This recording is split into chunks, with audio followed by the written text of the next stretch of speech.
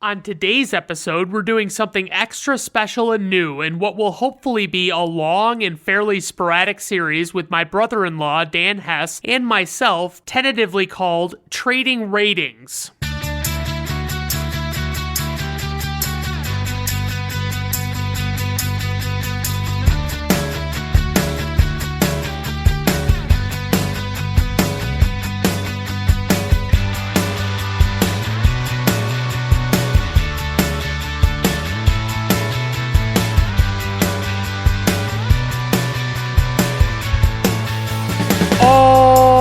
Right, everyone, welcome to Brandon at Random Reviews. I am your host, Brandon Griffiths. Thank you for stopping by. I do appreciate it. Like I said, I've got my brother-in-law, Dan Hess, on the show, and, I did record this separately, so I apologize if there's a very jarring jump from this recording into our actual recording of the episode. That's, just my bad. I forgot to record this when we did it, but just listen in. We've got some great new ideas, and I think we have a lot of great discussion, and I think it really went well. So obviously just give her a listen and see what you think. Yeah, it's going to get real single cold. Digits. Yeah. Like for the DC area, it's going to get real cold. It's going to be kind of cold for Michigan, by Michigan standards, but it's going to be real cold by DC standards. I don't remember how it came up, but at work I was talking with somebody, like a group of people at this meeting, and something came up about, somebody looked up the weather and it defaulted to Celsius, and they were like, well, I don't know how, they're like, I don't know what, when Celsius meets Fahrenheit, but I'm never going to be able to tell what temperature it is based on Celsius. And I was like, well, they meet at negative 40 degrees because I found out the hard way that that's when they meet, because I found out when it was negative 40 degrees when I lived in the UP, and it was that bad that it was not even a wind chill. It was legitimately just negative 40 outside. It was fucking terrible. So as far as this, I would love to, obviously we could talk about weather all day long, but, when I got your email, and I have this habit of reading emails and letting certain things stick out to me that are not, like, basically, you had already addressed a concern I had in your original email, and I didn't realize it, and then I responded to you, and I was just reading back through our conversation this morning, and I realized that you had already talked about it. Like, I was, like, really afraid, because when we talked about doing this, I was initially worrisome about the whole concept of if this was going to be a separate podcast or if this was going to be, but you actually said in the first email that it was not going to be a separate podcast and it would just be a little offshoot type thing. But I was just like worrying about the concept of having two separate podcasts because of all of the things that would entail, basically. It would be so much work to actually add another podcast. I'd have to have another RSS feed. I'd have to have new artwork, different things like that. It would be troublesome, honestly. But I guess if you want to do your introduction, and we can just find out what this podcast is all about and go from there. Yeah, so a little bit of background. I think I recently was on a podcast you aired, a Christmas episode. Michelle and I were on it. And so your podcast was in my brain as I was listening to Tom Petty a couple of weeks ago. As I am wont to do every now and then, I kind of go through like the whole catalog of a particular artist I like, and I rank the albums in my head. And somehow I think those two ideas sort of overlaid each other in my brain. And I thought, what might be fun is to do a movie version of what's happening in my head right now with Brandon, where we kind of go through a retrospective subset of movies linked by, a director or an actor or a character or a cinematic universe of some sort, and kind of do like a short form, talk about each one, pros and cons, what we like, what we don't like, that kind of thing. And then kind of rack and stack, rank, the best to the worst kind of thing, or the worst to the best. And as I started thinking about it more, a couple of opportunities and a couple of issues popped into my head about it. On the good side, it was like, hey, this could be a fun way to sort of talk about like all of Steven Spielberg's movies, like in a whole sort of one shot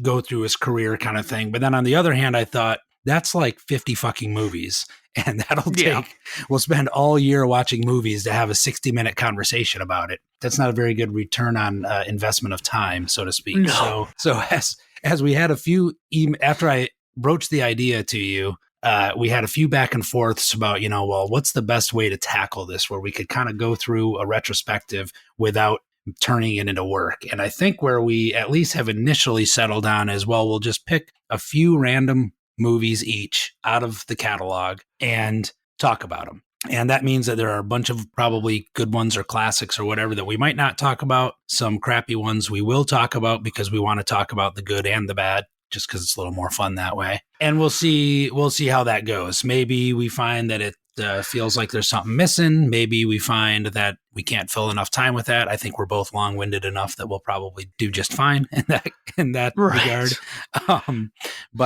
So this is a first attempt to do what I sort of just described in a probably rambling way, but to basically pick a theme, I think we settled on 6 movies each, and then go through a worst to best ranking. And we might have some of the same movies on our lists. We might have some different ones. There's always the chance that we talk about the same 6 movies. There's the chance that we talk about 12 different movies, but we'll see. We'll see how it goes. And so for our pilot episode here, we settled on a manageable topic, but yet that had enough variety to perhaps lend itself to an interesting discussion, and that is the Coen Brothers. So with that, Brandon, why don't you tell us a little bit about the Coen Brothers and why they're worth talking about? Before I get into that, I do want to apologize because there were times where my responses got a little foaming at the mouth-ish, and I got a little too excited as I was like, wait, what are you talking about? We're not doing it like that. That can't be this way. Like I just freaked the fuck out. So I apologize for that. It was It was a bit much. I don't know what came over me. There was definitely one moment where you knocked me back in my chair a little bit as I read it. And it was very clear to me that there was a particular movie that you absolutely wanted to talk about. Right. And I was like, what do you mean no adaptations? This is bullshit. Anyway. And I was like, honestly, I just don't want to watch Lady Killers or whatever it was.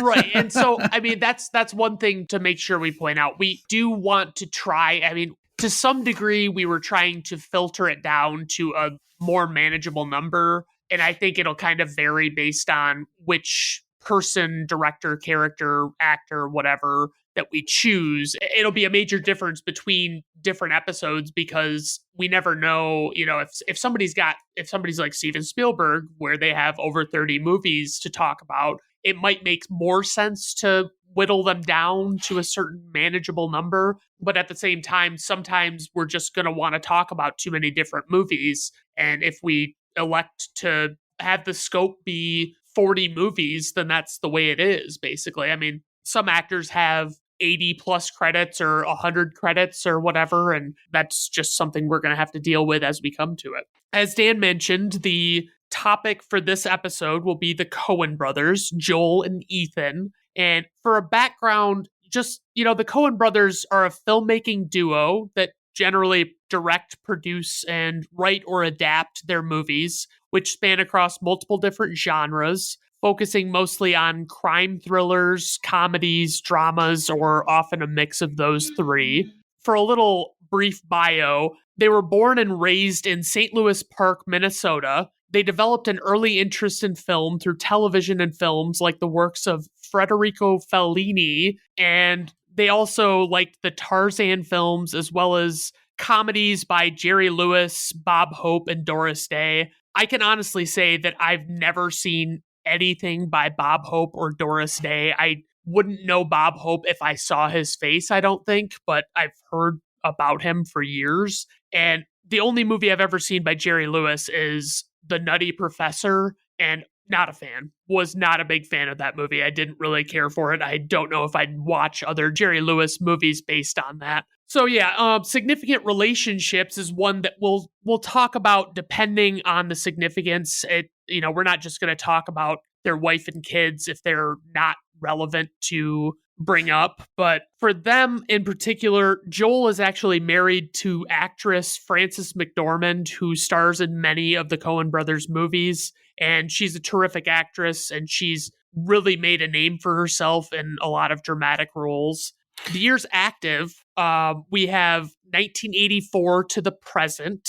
Their first major film was Blood Simple from 1984. And their most recent major film was technically Jerry Lee Lewis' Trouble in Mind from 2022, but that was actually only Ethan Coen that did that one. So it was kind of like, do we count that one or do we not count that one? But more on that later on. And the number of credits is all encompassing, would be, according to Wikipedia, 20 credits for them to date. And they've done a lot of different types of movies, and a lot of their movies are originals, and they really are not like a lot of other movies. Yeah, they're very unique, that's for sure. Oh, a unique style. And it's funny because they're not necessarily that complex always, or it's like, although they're original stories, it's not like you've never ever heard of some of the concepts of their stories, but the way they execute them, or the way they tell a simple kidnapping story or something like that, it's like, it's not in a way you've ever seen it done before, and it's pretty spectacular. Honestly, I really enjoy it. Yeah, and one of the recurring themes that you're going to see, at least through my notes and my picks, they seem to have like an almost uncanny mutant ability to develop characters in a way that like doesn't require tons of background. You just almost immediately get the character in a weirdly unique way. You know what I mean? Absolutely. Like, there's little moments and little one-liners that pepper their movies that stand out on their own, like no other, I think, writer-directors that I can think of off the top of my head. It's really...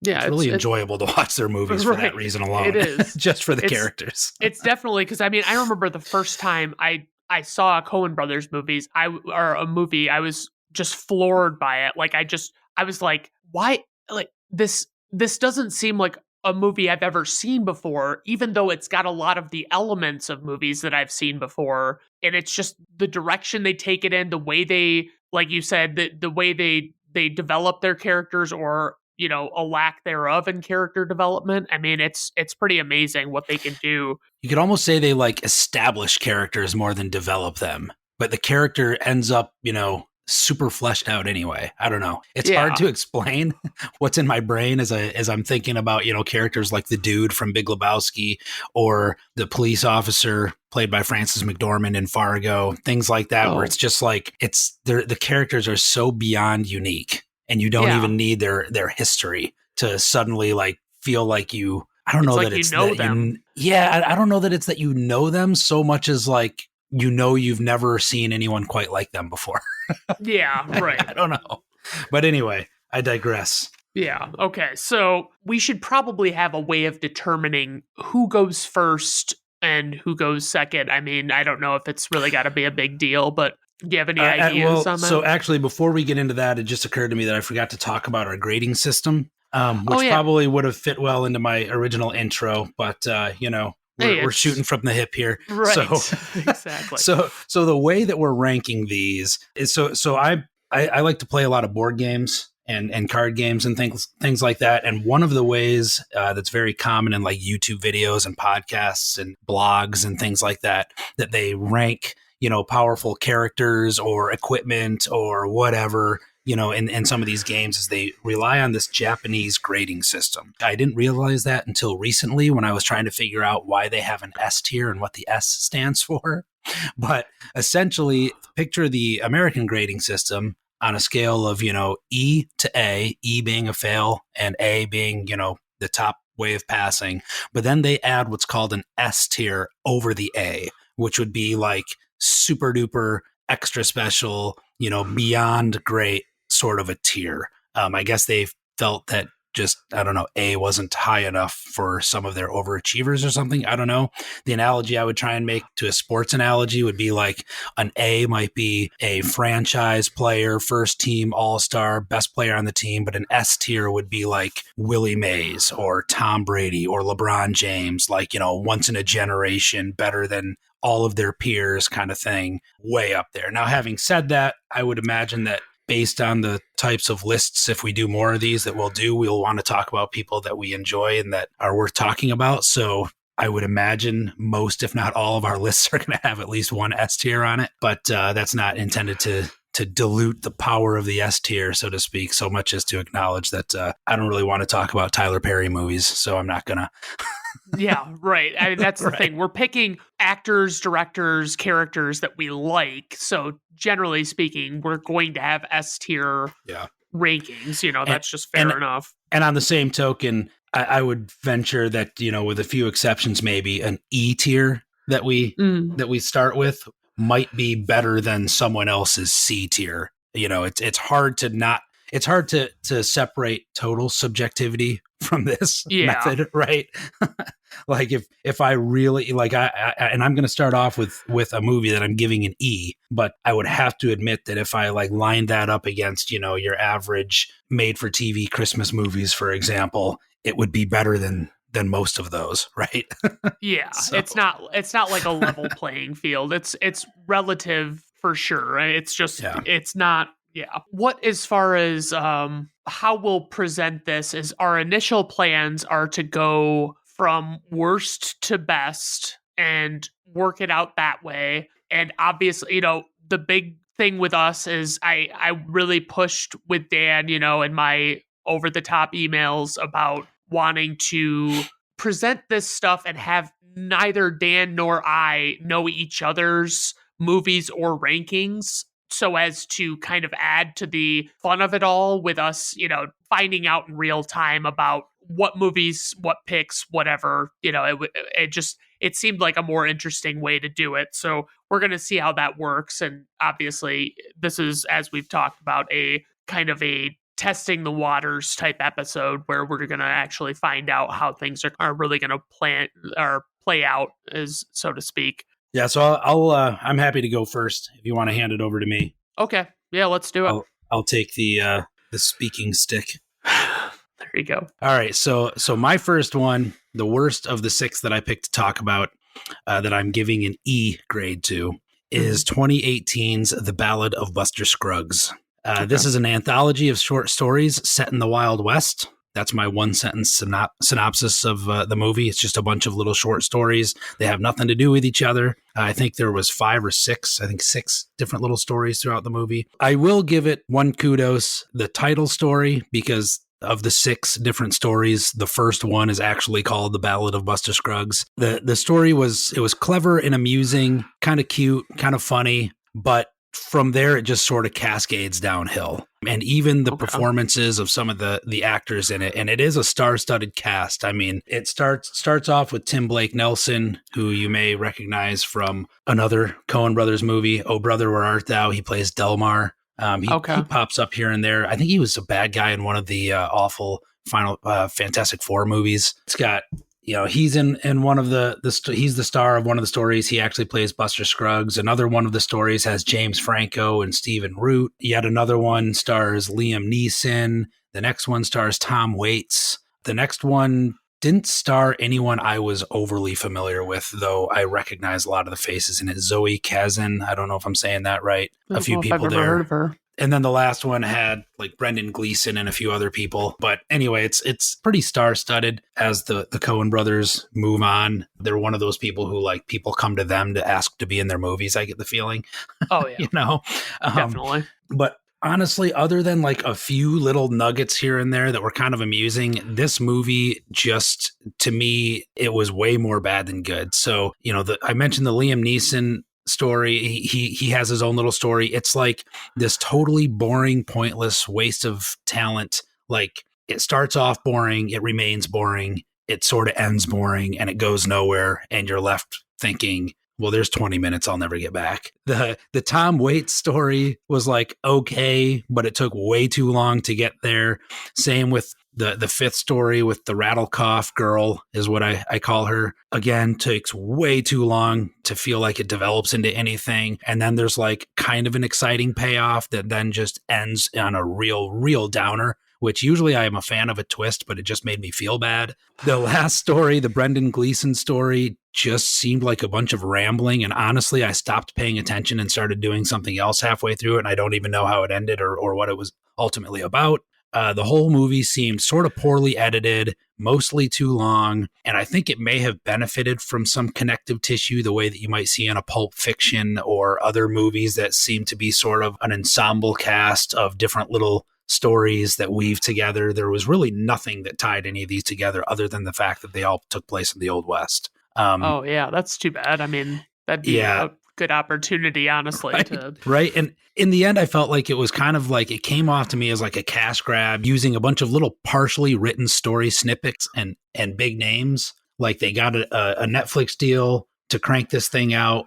They pulled a bunch of, half written stories out of their sock drawer, strung them together, produced it kind of well, and then moved on. And, maybe I'm overly harsh on it because I legitimately remember being super excited for this back in 2018 when they were advertising this was going to be coming out. It was a new Coen Brothers movie. It had this awesome ensemble. It was in the Old West. It just looked like it was going to be super unique and special and whatever. And it was like, what the hell did I just watch? And 4 years later, I watched it for the first time again, just for this podcast. And I found that it was even worse than I remembered.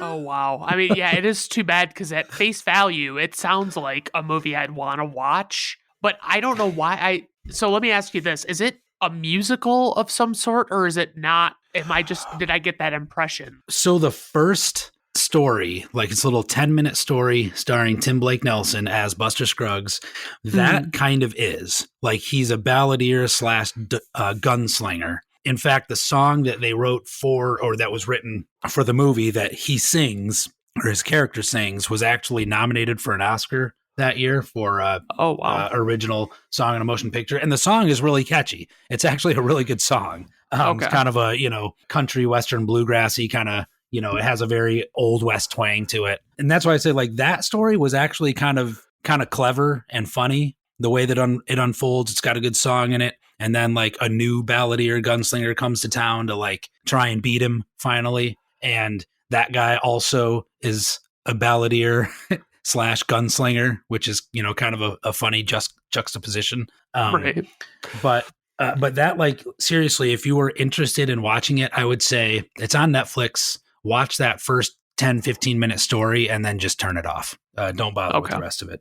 If you're really bored, watch the second story also. I would say that one's not overly terrible. Stephen Root is really funny in it. James Franco does James Franco things in it. It's kind of interesting. I feel like they should have done more with that one. But then after that, it just like continues downhill and never really recovers, honestly. Yeah, and this is one of those ones that I have my personal feelings on. If somebody's telling me a movie, like you're saying, you're rating it E, which is only relative to Coen Brothers movies, presumably, but I'm guessing it's all in all not a very solid watch. It's one of those ones where I'm just like, I don't think I need to check this one out. I was already like reluctant about it. I just kind of never really got around to actually watching it. So I'm sorry, I missed did you give the ranking first and foremost right after you said the title? Is that how you did it? So for this one I did, but I'd already, kind of spoiled it when I mentioned that I had an E on this list and we were starting from the worst. So yeah. Okay. So I let the cat out of the bag on that one. And as you said, you made a very good point there, and I actually wrote that down. The Coen Brothers are better than this.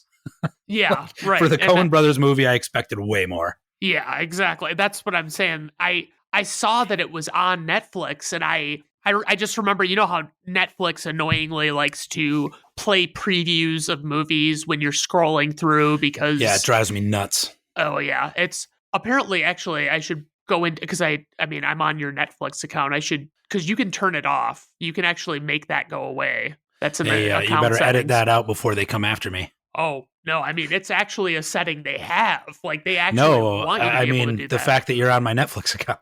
Oh, yeah, right, right. Well, they haven't brought the hammer down on that quite yet, but we're technically immediate family, so that is something. So I guess I could talk about my first movie. It's Inside Llewyn Davis from 2013, starring Oscar Isaac and Carey Mulligan. And it is a movie just basically about an independent musician that just has all these trials and tribulations in his life and things like that. And honestly, it's just a drama, and it really, the biggest thing I remember from watching this movie, I didn't rewatch it for this episode because I couldn't bring myself to do it. It's just, I remember there being a major plot point of him losing these people's cat and getting this cat back. And that was like a major pivotal thing in this story. And I was like, this isn't what I signed on for. I wanted something really interesting, and I'm used to the Coen Brothers. They're usually the ones that have these really interesting, intricate plots and things like that. And when I watched this movie, I found myself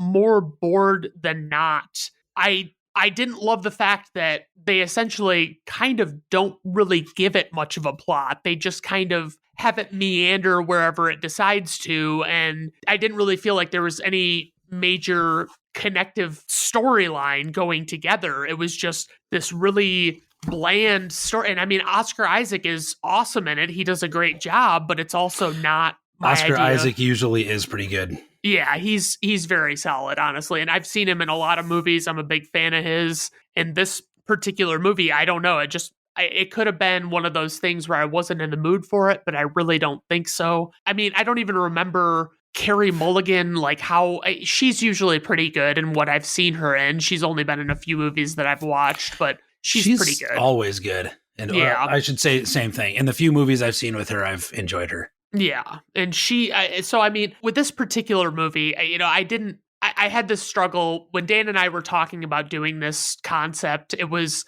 a big struggle for me because we wanted to make sure we included bad movies and had these ones included in it. But I had a really hard time with the concept of, okay, so I just saw this movie less than a year ago. I don't really remember it because I watch a lot of movies, and unfortunately, that's just the way it is. And I don't really want to go back and revisit this movie because I remember only one thing about the movie, particularly, other than the lost cat, was that I wasn't a big fan of it. So it's like, that makes it difficult for me to like, oh yeah, let's go back and revisit this and spend 2 hours of our lives, watching something that we know we probably won't enjoy. So I mean, I rated this movie an E, and one tidbit that I found about this movie was that Joel Coen remarked that the film doesn't really have a plot, and that concerned the Coen brothers at one point, and that's why they threw the cat in. That's what he said about this movie's plot. I mean, like, that's ridiculous, Right. So have you ever seen this one? No, I have not seen this. They lost me at musical drama period film. I don't know why, but musicals don't excite me. Like, I can think of musicals that I like. I don't dislike them by default, but my default setting on a musical is that I'm not particularly interested unless it's like a Disney cartoon.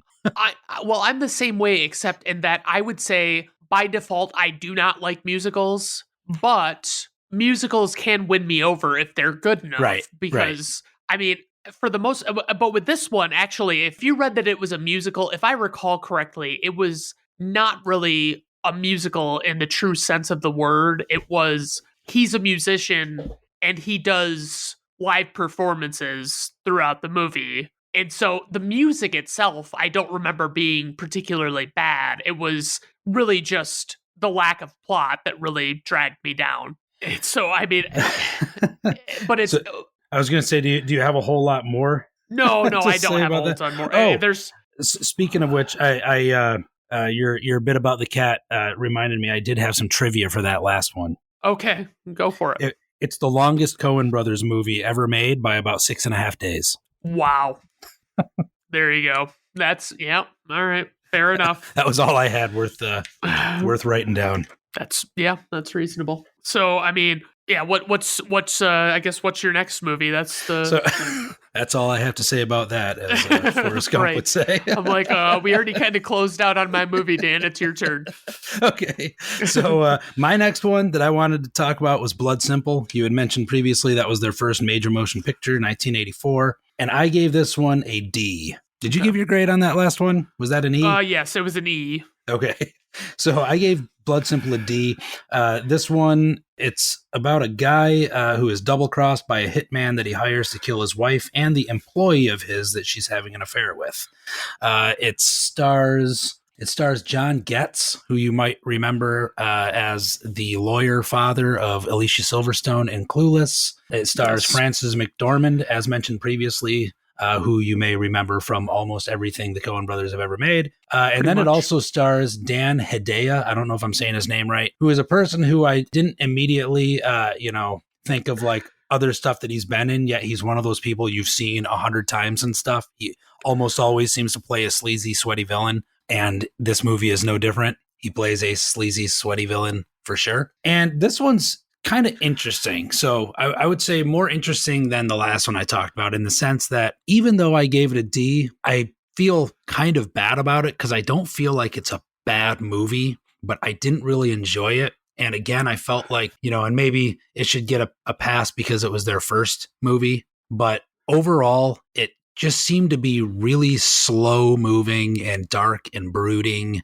And I don't know, it kind of bored me a little bit. Like I kept waiting for it to pick up a little bit and never really seemed to. On the upside, Frances McDormand, as always, is fantastic. She's likable as usual, despite playing a very unlikable character, in my opinion. And it had some good plot twists that were kind of interesting. But overall, and, again, even with as I mentioned, Frances McDormand's character is not very likable. That was kind of one of my problems, was that nobody in this movie is likable. Like, there's no one to root for, and not in like an Always Sunny in Philadelphia way where it's hilarious and therefore it doesn't matter that they're all bad people. That's kind of the point. Yeah. This one, it's like at some point I felt like I was supposed to be rooting for Frances McDormand to like get away or whatever, but at the same time I'm like, she's awful too. All these people are awful. They're cheating on each other, hiring each other to kill each other. Not to say that she deserves to be murdered for cheating on her husband. I mean, that might be a little extreme.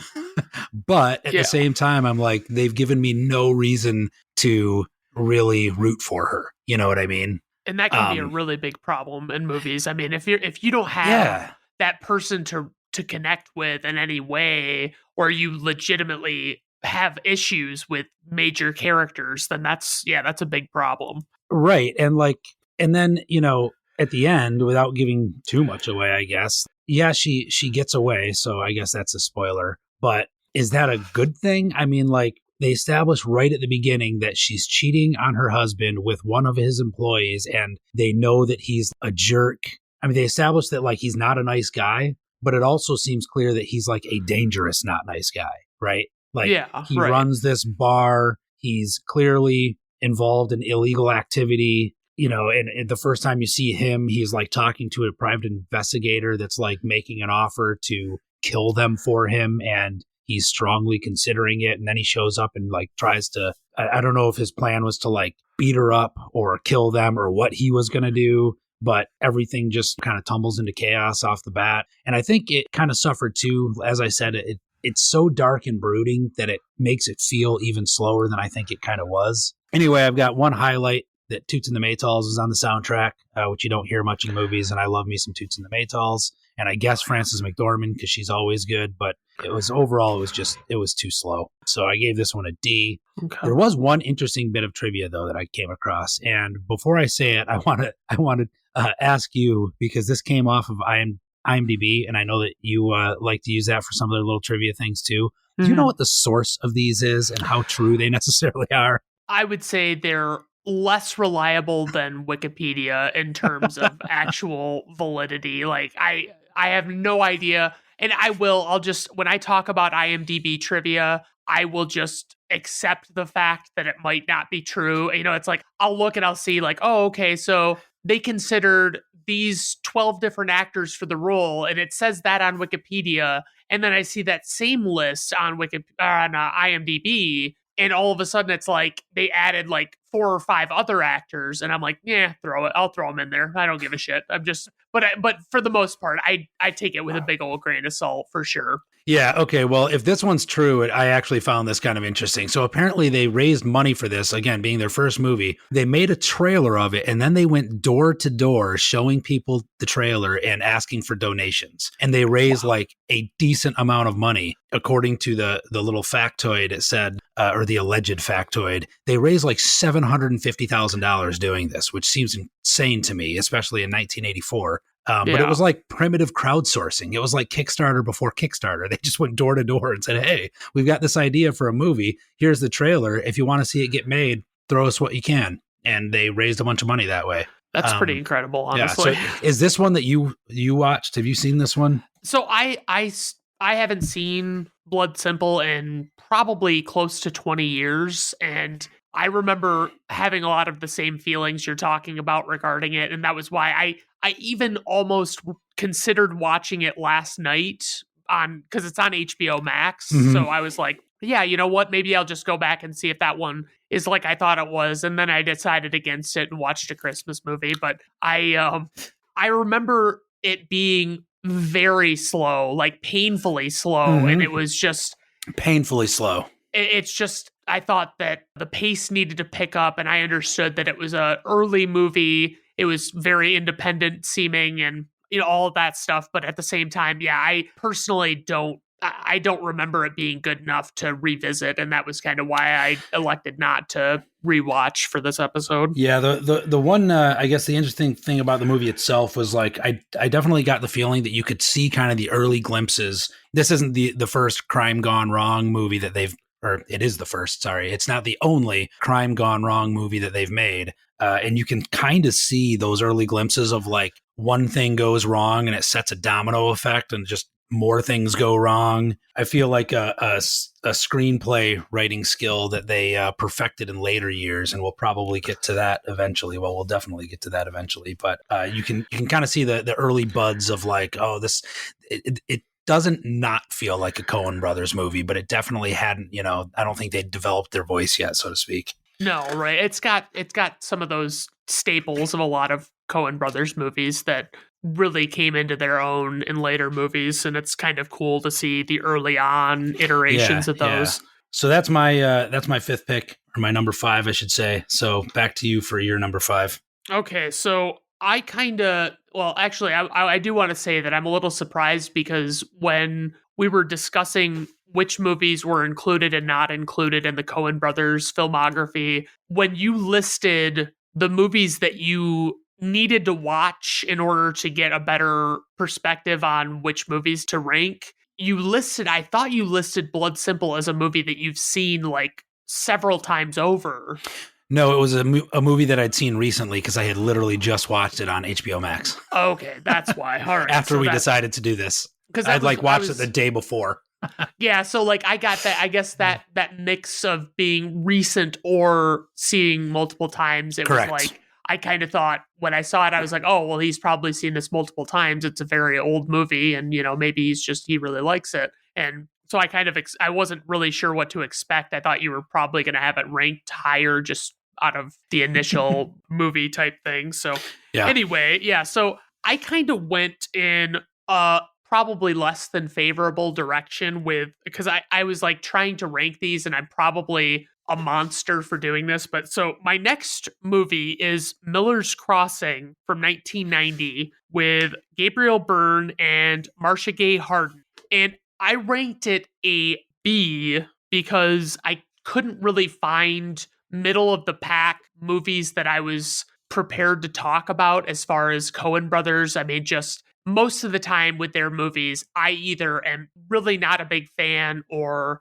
you know, but it was tough for me. So anyway, Miller's Crossing, it's what I would call a mob thriller. It's from the 1920s. It's or set in the 1920s, I should say, not from the 1920s. And I got to watch this movie in my second favorite way to experience a movie, which is that I watched it without any memory whatsoever of the first time I saw it because I saw it so long ago. And it was, you know, I remember it being good when I first saw it, but I just never really went back to it because it was just not the kind of movie that I thought merited multiple viewings over time. But anyway, so the way this movie is presented, it's I don't really want to exhaustively explain the plot, but I will say that it's all these mobsters and they're kind of the way they're interacting with different people want power in this town and they're doing different mobster type things. I mean, they're just, like some of them are putting hits out on one another or they're having one guy, like Gabriel Byrne's character, they'll have him, they want him to kill somebody. And, basically the concept is Gabriel Byrne gets asked or he gets told to kill this guy who is the brother of the woman that he's having an affair with because she's actually the girlfriend of his mob boss. And he can't kill the brother. And so he makes it seem as though he has killed the brother and tells the brother to get out of town and all of that stuff. And it just basically it shows the way it kind of backfires and how he has all sorts of problems with that. But I mean, I do want to say, and I found this very surprising as I wrote it in my notes, Marcia Gay Harden is hot? Question mark, because I don't ever I think of her as having arguably the biggest resting bitch face in all of Hollywood. Like honestly, I see her face and I just think she seems pissed about everything right now. I don't know what her deal is. Like if you look up resting bitch face in Urban Dictionary, it probably has a link to her. Like she could have invented it. You know what I mean? Yeah. And it's funny because it's like I've seen her. She was in what's that? Oh, it's a Stephen King movie.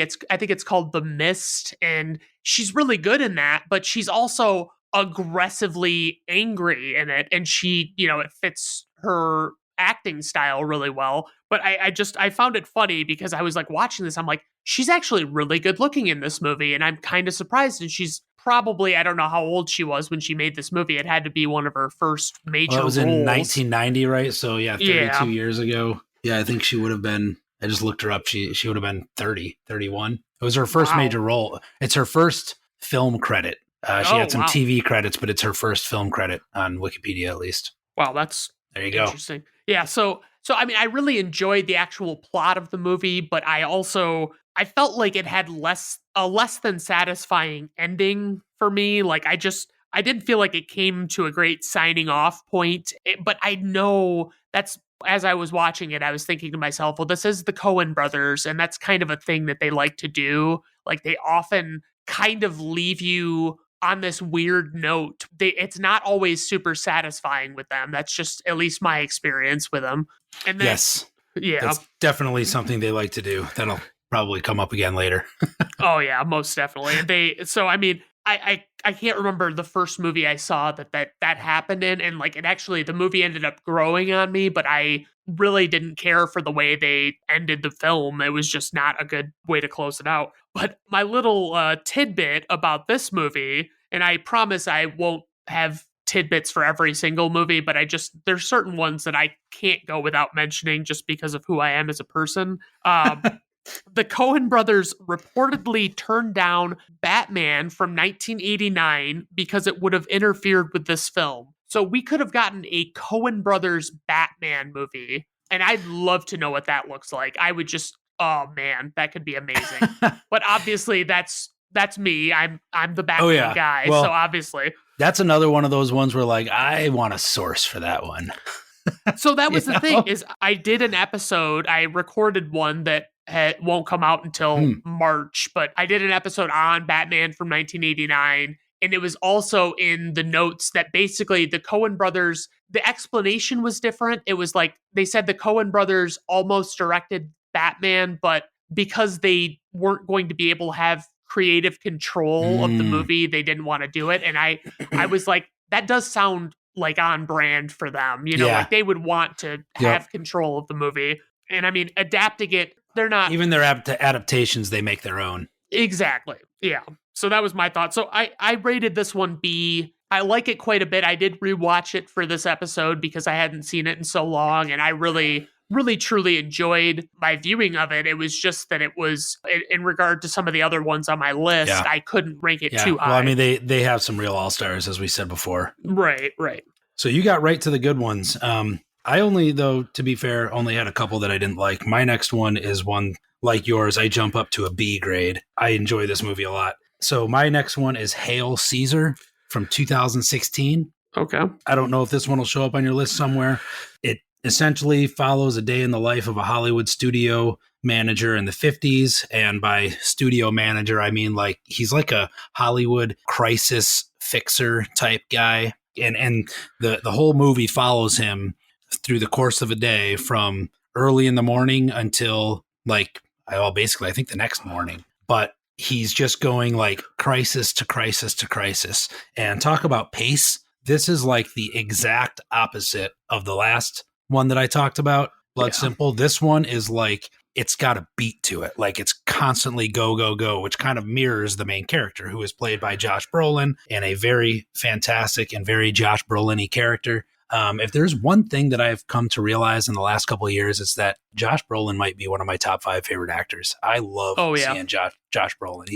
He crushes it. Like everything he's phenomenal. He's so good. And he plays completely different characters, but it's always kind of him, and it's always fantastic. And this movie, no different. So speaking of his performance there, the things that I liked about this movie right off the bat, all of the performances. Like everybody in this movie, it's another one with a star-studded cast, and cameos just keep popping up. But like everybody is crushing it in this movie. Even Jonah Hill shows up for like 2 minutes and is kind of perfect in the moment that he's in, as like a no nonsense, doesn't want to joke around accountant guy or something, like bookkeeper or something, but he's unique and kind of perfect in the moment.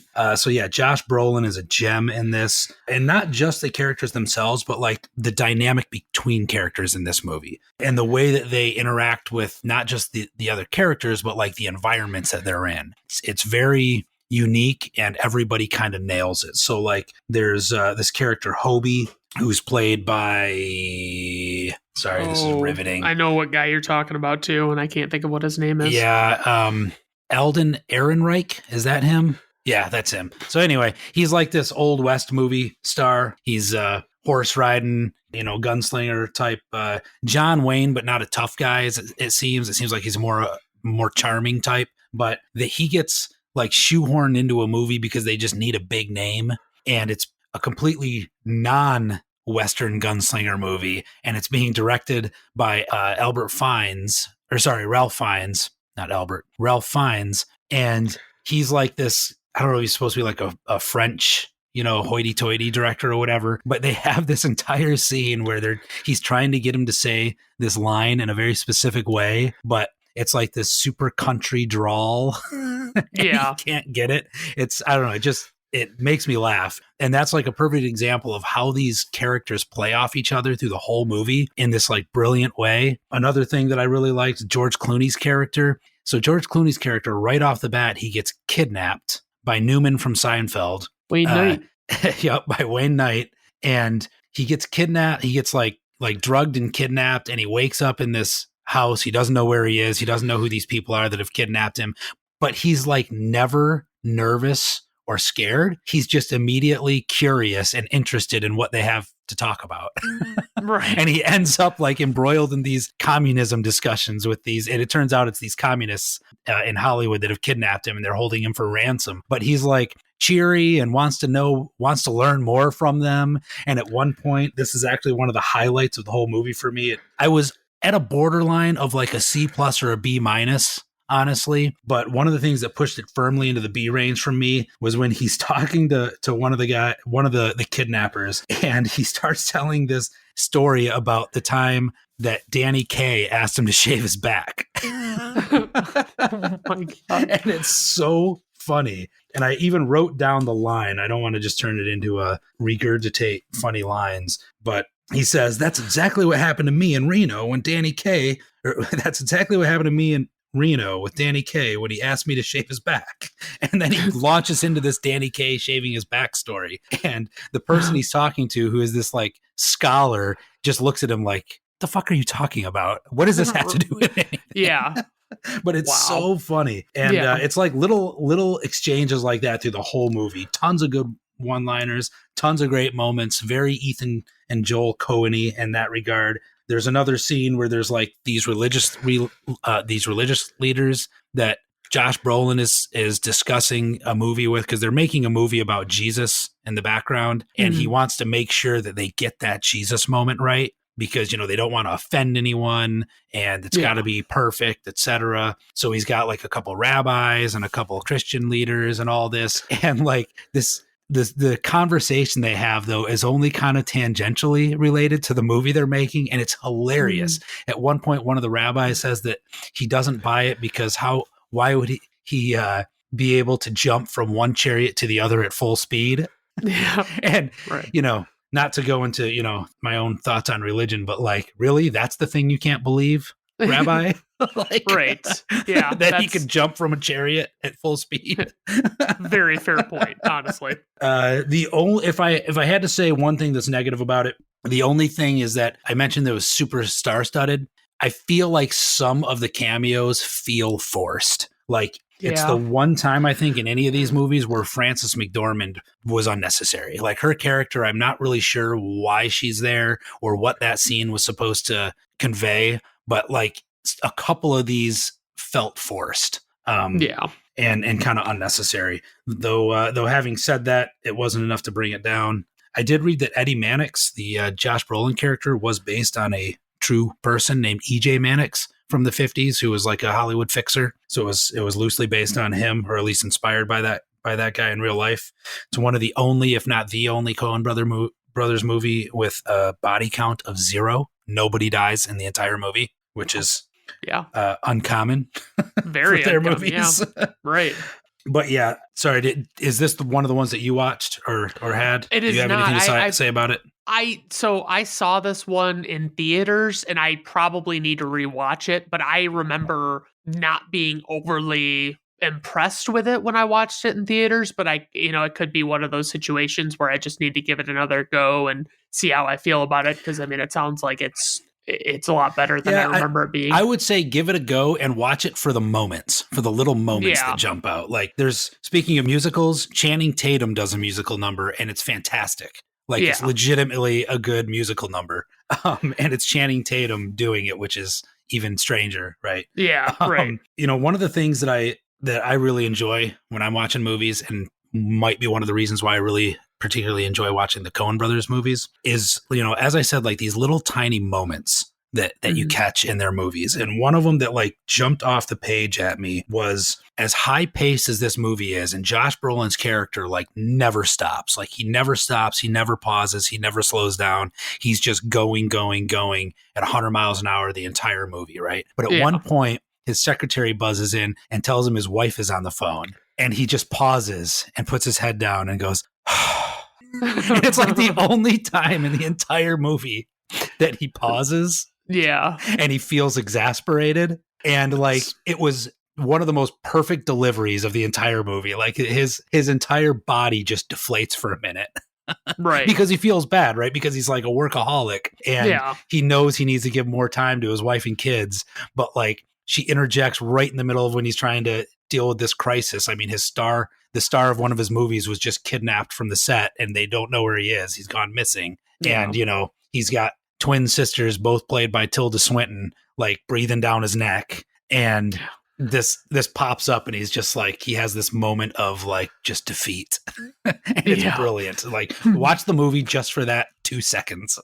I'm kind of pissed because I didn't look it up. Like, I looked up a few different Coen Brothers movies to see what I could watch on streaming and just get a chance to revisit them. And I didn't realize this one was on Netflix right now. So I could have easily rewatched it and gotten a better, look at it more recent. So yes, it is definitely on Netflix. Check it out while you have a chance. Fun little fact, that Alden Ehrenreich guy actually played young Han Solo in the movie Solo, the Star Wars movie, which is, I remembered having seen him in this, and when they said they were casting him as Han Solo, I was like, I don't know if I can really see him playing young Harrison Ford at all, but I digress. So Well, he's pretty good in this, in his bit part that he Yeah, has. right. Yeah. So did you have anything else on that's that it. one? Okay. That's it. That's all I got on that one. Check it out. I liked it. So naturally, if Dan and I actually do come across any ones that we talk about that we've already got on one another's lists, we will kind of handle it in the way that we've been handling each of these movies, where we talk about, if it's my pick, I will say what I have to say about the movie, and Dan can kind of respond to that. And then when it comes back around to Dan's pick, then we could easily just talk about Dan's opinions on it and all that stuff. And we're hoping it'll work out just fine like that. But we'll have to tweak and see how things go. But my next movie is Burn After Reading from 2008, starring Frances McDormand, George Clooney, and Brad Pitt. For the genre, it's a comedy, drama, thriller ish. I mean, it's all sorts of things, but it's satirical for sure at the very least. I absolutely love the silliness of this whole plot,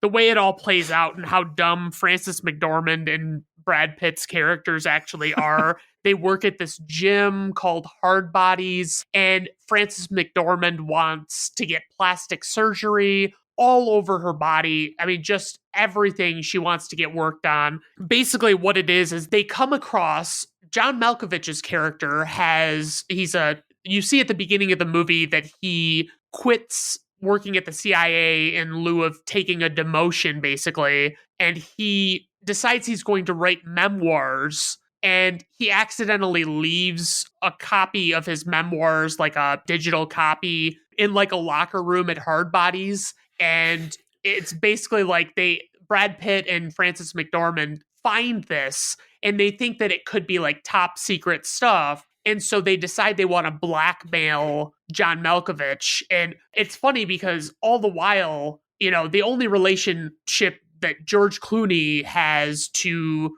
any of the rest of the plot is that John Malkovich's wife is cheating on John Malkovich she's played by Tilda Swinton, and she is cheating with George Clooney. And there's just a lot. I mean, honestly, it's one of the best satires I've ever seen. Like, it's just the way they kind of, have everybody be a little paranoid, and everybody's just kind of looking over their shoulder all the time, and they're just worried about what might happen. And, all of this stuff just happens in the blink of an eye. You're just watching this plot unfold, and I don't think, while I was watching this the first time, I never had any fucking idea what was going to happen next, because it was that ridiculous. I mean, it was just really enjoyable. Everybody's playing their part exactly as they should play it. I think that, like Tilda Swinton is this aggressively unlikable character, but she plays it so fucking well. As Tilda Swinton would. Right, exactly. I mean, it's a perfect It's kind of her forte. Yeah. And so, I mean, the comedy, like I said, very well done. I love there are these. So I don't really have like a pull quote but basically they figure out what John Malkovich's, his character's name, Osborne Cox, and they reach out to him to initiate this blackmail to try and get him to give them money in order to get back his secret memoirs. And basically, Brad Pitt is such an idiot. He keeps like double checking to make sure that he's Osborne Cox when he interacts with him, and he's like, Osborne Cox, and he's like, yes, like John Malkovich is perfect in that he's yes. so John Malkovich-y. Yes. It's just like, oh my God, he is so over the top. And it's like, yes, Brad Pitt goes full goofball, and John Malkovich goes full John Malkovich. He really does. And that scene in the car is the one you're talking about, The right? scene in the car, yes. yep. And so, and he finally just punches him in the nose. Yeah, and because John Malkovich basically explains to him that, like what he's doing is highly illegal and is, a federal offense and all this stuff, and it's a felony and all, but there's a scene that I love with George Clooney where he keeps thinking that somebody's tailing him or staking him out, and he catches this guy finally, and it's this scrawny guy that I've seen in a dozen movies before. He's like, he asks him who he works for because he's got him like down on the ground, and the kid's like, Tuckman Marsh, and he's like, is that a law firm? And he goes, no, it's a rock band. Yes, it's a law firm. Like, come on. But it's just like, I just love this movie. And especially, I'd be remiss if I didn't mention J.K. Simmons is in this movie in a pretty bit role. And basically, you kind of get to see him. He works for the CIA. He's like higher up management type. And he's talking to one of his subordinates, who is the former boss of John Malkovich's character. And he basically he's getting the scoop on what's going on. And it's so baffling, like just to have it parroted back to hear what these things have been are that are, that have been going on. It's like, what are you talking about? Like, are you shitting me? Like he's in disbelief, and J.K. Simmons plays it perfectly. I just fucking love him.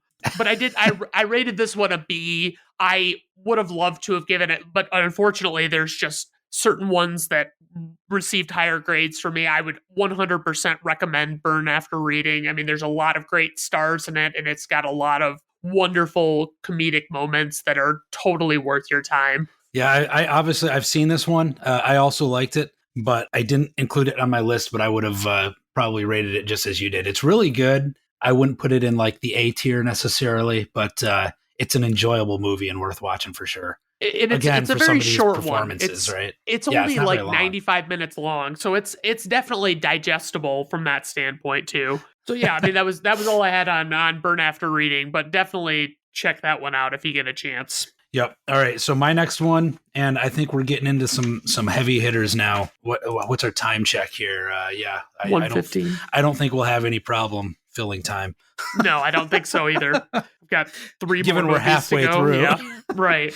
So I'll try and speed it up a little bit here, but that might be tough because next I've got Fargo on my list. I mean, let's not forget we had like 10 minutes of snow talk at the beginning of this episode that doesn't need to exist. So trust me, it's talk about it as you normally would. And if we have a 2.5 hour long episode, I'm good with it. All right. Yeah. We haven't even, you haven't even recorded your intro yet. We skipped right past that. Oh yeah. I didn't do that because I figured this was going to be a separate thing, It's a bonus ep. Fargo is my next one. 1996, starring Frances McDormand. No surprise there. William H. Macy, Steve Buscemi, the guy whose name I can never ever remember, but I know when I see it. Peter Stormare. Who's absolutely brilliant in everything he's in. This is like kind of the perfection of the crime gone wrong story that I hinted at earlier, right? Where they, clearly they had dabbled previously, and then they get to 1996, they make Fargo, and it wins like every award possible. It's the talk of the town. Spoiler alert, I liked it. And if you are listening and have not seen Fargo, the movie, not the TV movie, but the major motion picture by the Coen Brothers in 1996, do yourself a favor, stop what you're doing and go watch it. It's amazing. Absolutely. Having said that, I only put it in the A tier, which I feel weird about.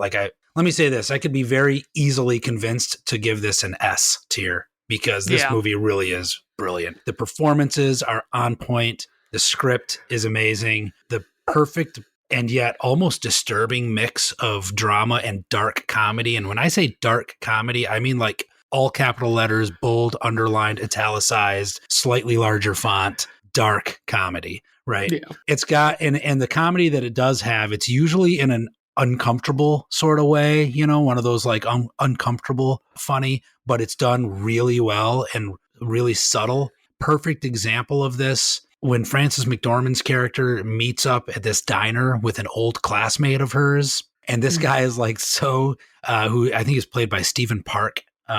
It's like it's so uncomfortable, and this guy is so weird. Like he clearly has a thing for her and wants to like spark an affair with her or something, but then he starts crying about his deceased wife, who you immediately find out afterward is not only not deceased, but was never his wife, just this girl that he had a crush on in high school. And there's this one part in this movie, or in this scene, where they're at this diner, they're in this booth, and mid-sentence he just says, actually, you mind if I come over here and sit next to you? And he like swings around to sit right next to her in the booth and kind of puts his arm on the back of the booth around her and continues talking. And she just goes, no, I'd be more comfortable if you're over there. And he's like, oh, okay. And so he goes back and sits down. She like tries to be so polite about it. It's like, oh, no, it's fine. Just don't want to turn my neck. Right. And they have these, I should mention, these ridiculously over the top northern Minnesota accents. Everybody in the movie, basically. So that's like the humor in it that's weird. And then they somehow at one point make Steve Buscemi getting shot in the face kind of funny. Yeah. You know, and he like patches it with a napkin through, because like it doesn't kill him. He like just goes through the rest of the movie with this like glancing bullet wound on his face that he's like covered with a napkin from a diner or something. Yeah. Right. Or that he pulled out of his glove box. I don't even remember it. This is one that I've seen a bunch of times but hadn't watched in a long time. But so that's really, you know, there's a lot to like in this movie. The story that unfolds, it's essentially my one sentence synopsis was: a crime gone wrong ends in the most unique use of a wood chipper in cinematic history. Oh yeah. Unforgettable, honestly. A more specific thing is William H. Macy is like super in debt, so he like basically stages a kidnapping. He like has his wife kidnapped for ransom to try and get the money from, I think it's her rich parents, if I'm not mistaken, right? Yes. Yep.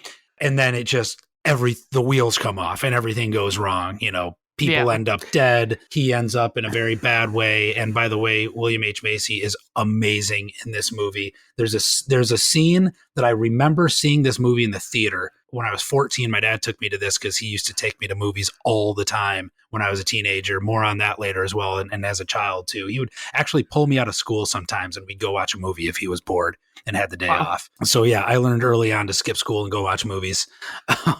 And this is one of the ones we went and saw in the theater. I remember the scene where William H. Macy goes out to his car and it's northern Minnesota. It's in the winter. Everything's covered in snow and ice. And he's scraping the ice off his car with an ice scraper, as you do in northern Minnesota in the winter. And as he's scraping, like the problems with this whole mess are slowly like kind of catching up with him in his brain, and he slowly gets more and more frustrated and aggressive, and he ends up like smacking the windshield and he throws his ice scraper and he's like almost crying, and then he takes a deep breath and he picks up his ice scraper and he goes back to scraping, and it's like there's no words spoken, but it's such a powerful scene. It's crazy. Yeah, right. Not much to not like about this.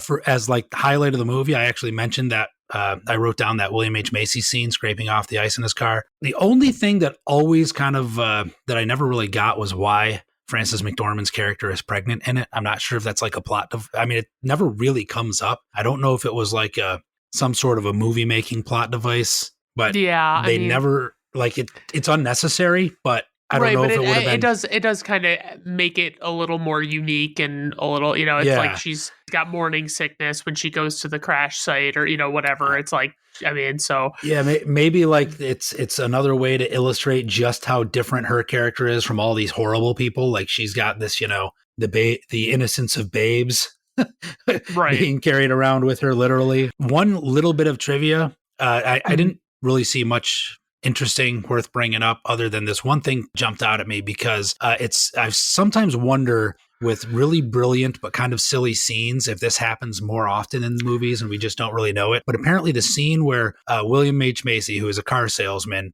is arguing with a couple of customers about a True Coat that they didn't want and that he did anyway, and that now he's trying to charge for them, and this guy is super mad. Apparently that scene was a verbatim transcript from Ethan Coen's actual life. Oh, like wow. that happened at one point, and like he wrote it down. It was so absurd, and it made its way into a movie. And I wonder sometimes how often those little things happen where you're like, man, how did they come up with that scene? It's like we've all had weird situations that we could probably shoehorn into a scene of a movie. Yeah, you know? Right. Well, and it's like that is such a quintessential sleazy car salesman move, you know? I mean, it's just so clearly something that would happen and probably does happen all the time, especially in the Midwest, in these snowy states where it's like people, that's one of the upselling items that they bring up, that it's like, oh, you've got to get this True Coat, you know? Yeah. And then he's it's like but I told you I didn't want it. Right. And then it's like it comes back that he basically says like, oh, they put it on at the factory. So it's like, there was never like that was never on the table to not get it. Basically, is how it comes off. It's And if like it was, then they had already agreed on a price right, exactly with the True Code. Like yeah. it's just when he says, "Let me go check with my manager," and he walks away and just talks about football, and then comes back and he's like, "Well, we never do this, but," and the guy's like, "You're a fucking liar." They're so pissed. Oh my god. Anyway, it's a great movie. Oh yeah. Like I said, saw it in the movie when I was a kid. I've seen it since. It's an all-time classic. If you haven't seen it, go see it. Absolutely. I got nothing else to say about it. Back to you. All right. So my next one, and I know that this one's later on your list, and Fargo is on my list later as well. The Big Lebowski from 1998, which I rated A, was it stars Jeff Bridges, John Goodman, and Steve Buscemi, among many others. It's in a genre that I guess I would label comedy/crime, but I don't really know how to define this genre. I would say bizarre. it's a comedy flat out. Yeah, it happens to have a crime taking place in it. Yeah, that's probably true. So I mean, my favorite part of this entire movie, this movie would honestly be like, it would be watchable, but it wouldn't be anywhere near what it is for me if not for John Goodman as Walter, and just how he brings everything in the world that he talks about back to Vietnam, and like just the Vietnam War, and how everything is connected to it in some way, and it's always got to be his thing. And it's like, he does this little eulogy midway through the movie, and the person who died has absolutely no connection to the Vietnam War whatsoever. And he just goes off on this tangent about how so many men were lost in the Vietnam War. And it's like, how could you possibly have that much of a one-track mind that you could actually like which Jeff Bridges calls him on in that scene. Right, he does. He actually, because that is the one thing. Like, so Jeff Bridges is probably the most laid-back character you could ask for, except for in regard to Walter, because he's always getting fed up with Walter's shit about, just like are you fucking kidding me, Walter? Like, get the fuck out of here. Like, you know what I mean? Like that. Those are the few times where he breaks and he's finally says something. I say that very thing on a regular basis because I, in fact, have a cat named Walter, named after that character. There you go. Just so that I could say things like, "What are you talking about, Walter? Get the fuck out of here." You're not wrong, Walter. You're just an asshole. Yes. That's my favorite. So I love the dudes. The dude is Jeff Bridges' character. His real name is Lebowski. Is Jeffrey Lebowski, but he goes by the dude or his dudeness or El Duderino, if you will. He has just this way of interacting with people that he's basically just like couldn't give a shit less, one way or the other, whatever you got to do, man. Like it's just everything's cool, no big deal. And I mean, he's just very calm in his demeanor, and I really enjoy it. I think that Jeff Bridges does a great job. And actually, a fun little tidbit that I read on the IMDb trivia section, which is that before filming a scene, Jeff Bridges would frequently ask the Coen brothers, did the dude burn one on the way over? And if they said that he had, he would rub his knuckles into his eyes before doing a take to make his eyes appear bloodshot. And I'm like, that's fucking perfect. Like, honestly, just wanting to get that captured, that's fucking great. But I mean, to be fair, aside from just the characters and loving them so much, I do love the plot of this movie and how basically, the dude gets wrangled into handling this ransom exchange for a kidnapping, and it goes awry. And spoiler alert, but you find out that the money is, they didn't really give him any money to give for the ransom. They just padded it with phone book papers and things like that. Nor was she really kidnapped, nor like right. Nothing is as it seems in this. No. And many of the characters think they have that figured out, but none of them are quite right. Right. Yeah, they're all yeah. It's crazy. But obviously, I love Steve Buscemi as well. He's pretty hilarious in this. And the only thing I will say, and this is probably what kept The Big Lebowski out of an S tier for me, is this is just personal preference, but I don't care for the fantasy dream sequence at the bowling alley. I don't like it. I don't like the Kenny Rogers first edition song or whatever it is. I don't like the fantasy nonsense. I can't really go for it. And I like every time I watch the movie, I fast forward it now, and that's how I feel about it. So I'm just kind of, that's where I struggle. I won't defend that scene, though. I do like the song. Yeah. Yeah, as far as that one's concerned, I mean, I love that one. It's definitely an A grade. I revisit it all the time, and I really enjoy it. It's just, that one little scene was my only real gripe about it. Yeah, I'll definitely have more to say on that one because it is, as you mentioned, it is on my list, which should be no surprise considering my cat's named after John Goodman's character in it. But so do you have anything else to say on that one? Nope, that was it. All right, so my next one is not The Big Lebowski, so you can deduce what you will from that. But my second to last one is Oh Brother, Where Art Thou? This is a comedy, 2000. I gave it an A. Really, really like this movie. Stars George Clooney, John Turturro, Tim Blake Nelson, the aforementioned Buster Scruggs from the movie I didn't like. But he is awesome in this movie as Delmar O'Donnell. It's got, I think, Holly Hunter shows up. And a few other folks here and there. Stephen Root, as usual, as he is wont to do in Coen Brothers movies. Always a treat when you see him pop up. And this one is essentially it's loosely based on the story of the Odyssey by Homer. You know, Odysseus trying to get home to back to his homeland before his wife remarries, because he's been away at war for years and years. But in this case, it's a con artist who breaks out of jail with two of his buddies in order to get home to prevent his wife from remarrying. The con artist in question is George Clooney, and his buddies are Tim Blake Nelson and John Turturro, and he coaxes them into helping him bust out by telling them that there's some hidden treasure somewhere that they're going to go get, but really he just wants to get back. You find out later he just wants to get back to his home and stop his wife from getting remarried because he heard that she's going to. Again, as far as what's to like about this, as has been the case with the last couple movies I've mentioned, the performances and little moments in this and one-liners are just like so amazing and perfect.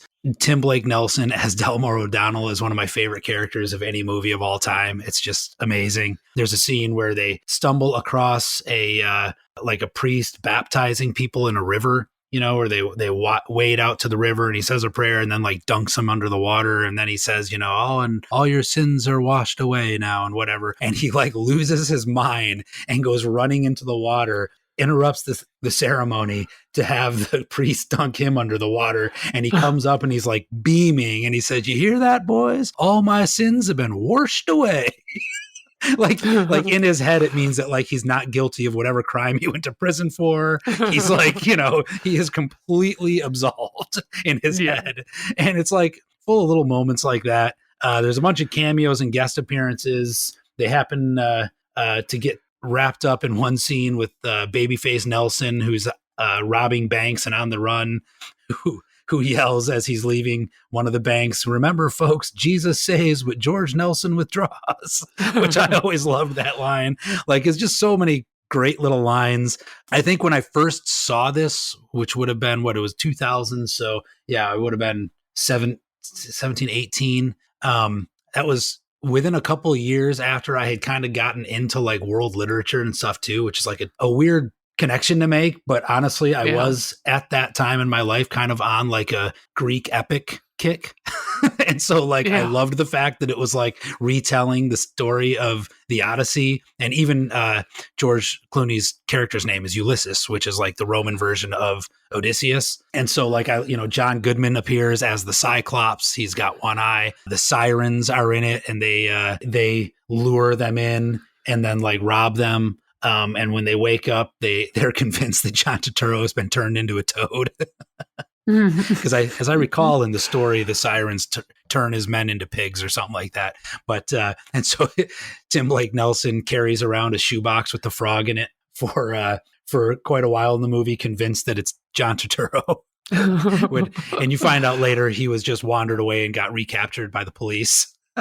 But you see him again later. But yeah, lots to like about this movie. It's very, very goofy. Again, I just keep mentioning all these like hilarious little one-liners and moments, like when he says, I'm the goddamn paterfamilias," when he's talking to his daughters, trying to explain why their mom can't get remarried, and they don't believe him that he's their dad because she told them that he got hit by a train. So he's like, "No, you're not our dad. He got hit by a train." He's like, "I'm the goddamn paterfamilias." And when he calls Holly Hunter a lying, inconstant succubus, or when he's trying to get his pomade that is like very specific, the guy keeps telling him he'll have it in 2 weeks, and he says, "Well, isn't this place just a geographical oddity? 2 weeks from everywhere."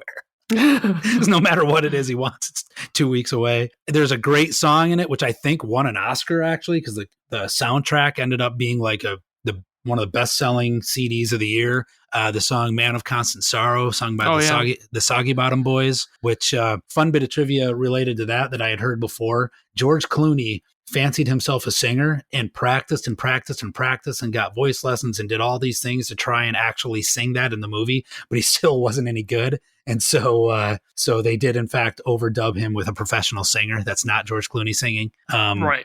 I mean, to be fair, it doesn't even really sound like it could be George Clooney. I mean, right. It really doesn't. Yeah.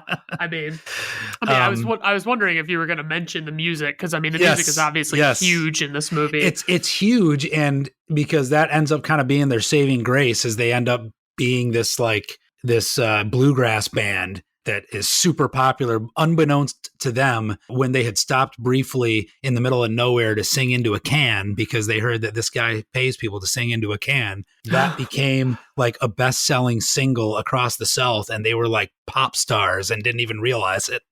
Yeah. And that character who tells them about that is basically a riff on Robert Johnson, this black guy with a guitar that they pick up, who tells them that he sold his soul to the devil to learn how to play this here guitar. It's right out of real life Robert Johnson, Crossroad Blues. Little nugget there for people who didn't pick up on that. But anyway, love this movie. This is another one that I saw in theaters back in the day. I actually saw this a couple of times in the theaters. Now I watch I go to the movie theater maybe once every 3 years. And this was back when I went probably 2 or 3 times a week, I think. Loved movies. Yeah. Saw this with my dad in the theater. Saw it again with some friends in the theater. I remember all my friends loving it as well. Definitely A material. Oh, brother, where art thou? Oh yeah. That one is one that I didn't include on my list. I enjoyed the movie, but I haven't seen it in a while, and I just remember really liking the music so much more than I actually liked the movie, I think. And so it's like I listen to the music all the time, but it's just, as far as the movie's concerned, I only revisit every so often. This is one of those movies which we haven't really touched on yet, but in my opinion, this is a quintessential movie that the more you watch it, the more you'll like it, because you'll pick up on little things. Once you know what's going on, the plot fades to the background and you start picking up on the little deliveries and the little quips and one-liners and things like that. And you'll just if I watch this movie now, I sit there and just giggle the whole way through it, Yeah. So, I mean, it's definitely a good one. I don't know. I mean, if I were open to more movie selections, it would have made my list, but because I was going for what I was going for with a number, I figured I would leave it out. So what's your next one? Okay, so my next one is No Country for Old Men from 2007, starring Josh Brolin, Javier Bardem, and Tommy Lee Jones. I rated this one an A, and this is the one that I actually got really fired up, foaming at the mouth about with Dan about him. He was basically saying, well, wait a minute, if we are talking about the Coen Brothers filmography and we don't count adaptations, remakes, or musicals, then we only have 12 movies here. And I was like, no adaptations? Or are you fucking kidding? No fucking adaptations? You were like, you're telling me I can't watch No Country for Old Men? I was like, I think my exact response was like, you can watch Unbroken if you want. I don't care. Right. Watch whatever you want. Holy cow. But yeah, I was so upset, and I really don't know where the fuck that came from. So yeah, so this movie is a crime drama. It's basically like a semi-modern Western. It takes place in 1980. And it tells the tale of Josh Brolin's character, Llewellyn Moss, coming upon what appeared to be a big shootout. And it's just the scene of the crime afterward, and all these people are dead. And he ends up uncovering this large cache of money. And so he takes it, and then Javier Bardem's character, who is legitimately one of the most terrifying people I've ever seen on screen. He is just horrifying, and he plays this guy named Anton Chigurh, who goes after Llewellyn Moss trying to recover this money. And then Tommy Lee Jones, his character is a sheriff, and he is the one investigating and pursuing the whole crime in progress, basically. And so, I mean, I rated this A, so I feel pretty strongly about it. I love the movie. It's one of those ones that I watched it, and I think it might have been the first Coen Brothers movie that I actually watched, and it was like the ending of this movie legitimately pissed me off and actually like made me not like the movie so much after my first viewing, and then I rewatched and I appreciated it a little more and things like that. But I mean, it just, the way it closes out is just, to me, it's like it kind of leaves you feeling hollow inside, and it's like that's kind of what it's supposed to do. So I can't really fault it. But there's this scene that I'd be remiss if I didn't mention in this gas station where Anton Chigurh, Javier Bardem's character, goes in and he talks to the attendant standing at the counter, and there it is easily, probably, I would say, I don't know what else would top it. I think it's probably the most uncomfortable interaction